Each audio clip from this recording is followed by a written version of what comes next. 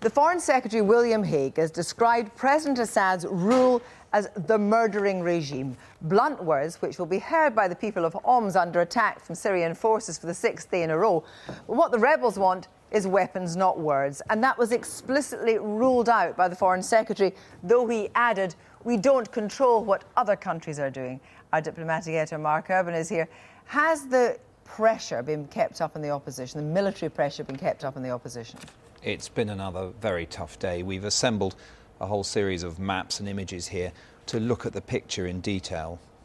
Well, the reports today suggest anything between 60 and 100 people have died in the violence today. It's interesting, though, that the great majority of those, around two-thirds of the reported fatalities in and around that area of Homs, the real centre of the battle at the moment. If we go in and look in greater depth, it's not a besieged city, it's a contested city in which President Assad's supporters are strongest in those two areas that we've highlighted in yellow there.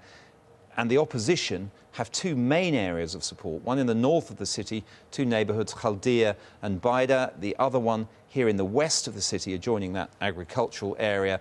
Again, two districts, Babu Amma and Insha'at. Now, that second area is where Paul Wood, our colleague, was for a couple of days earlier this week.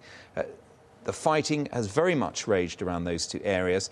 The government forces, the 90th Infantry Brigade of the Syrian Army, hold some positions in the centre of the town, but their main bases are at an intersection on the motorway to the south, where they have dozens of armoured vehicles and the self-propelled artillery that's been shelling in recent days.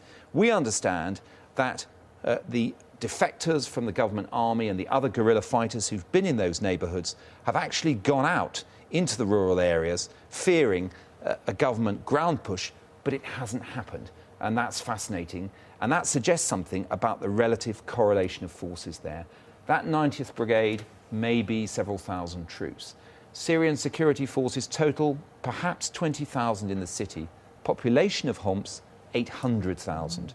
They are, if you like, in an Alamo mentality, not in a conquering mentality. But in the neighbourhoods where there's most resistance, and in the neighbourhoods where Assad wants to make his presence felt, how has the army been dealing with the opposition? Well, with the difficult situation the army has with regard to its own morale, but the advantages it has with its heavy weapons, it's tried to use its advantages. Now, if we go in even closer to Babu Amma, this main thoroughfare marks one of the boundaries of that neighbourhood. And we'll just put this spot around this mosque, the Al-Juri Mosque. Now, you wouldn't think that if you had a modern self-propelled gun or artillery system that would be your target, or the house next door to it would be, but look at this.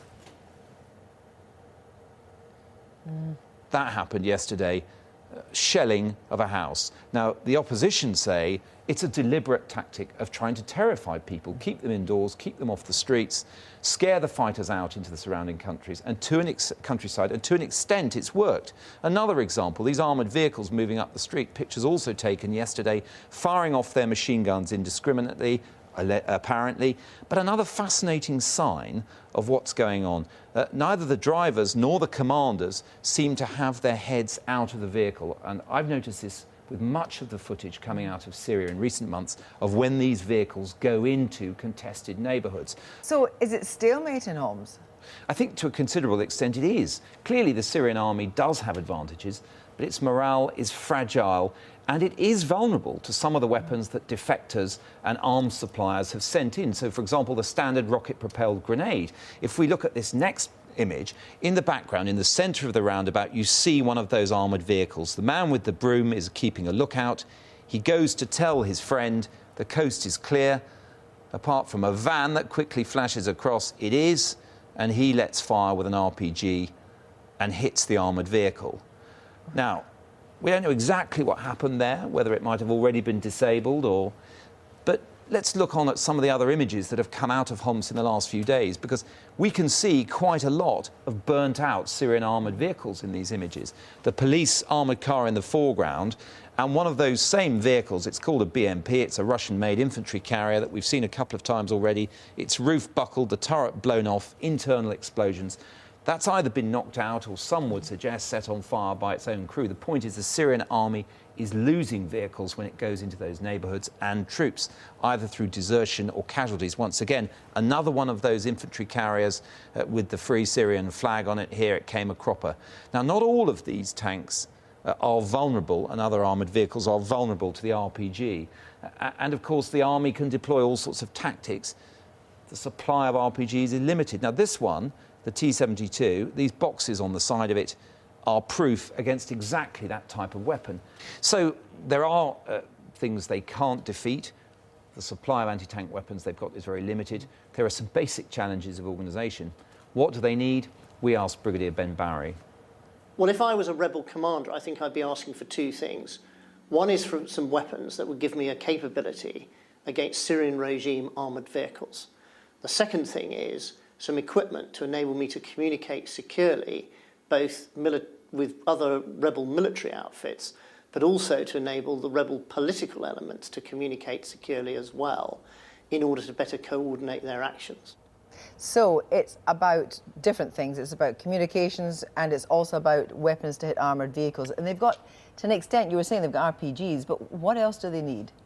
And where are they going to get it? Well, I mean, if one looks at the Libyan model, if you like, we know that the UK, France and Qatar put great effort into trying to organise, provide that level of organisation, giving satellite phones, giving coaching or mentoring, if you like, to the leaders of the Libyan army, opposition forces, to get them to raise their game, to behave in a coordinated fashion. Now, in Syria, it's not happening yet from the UK and French side.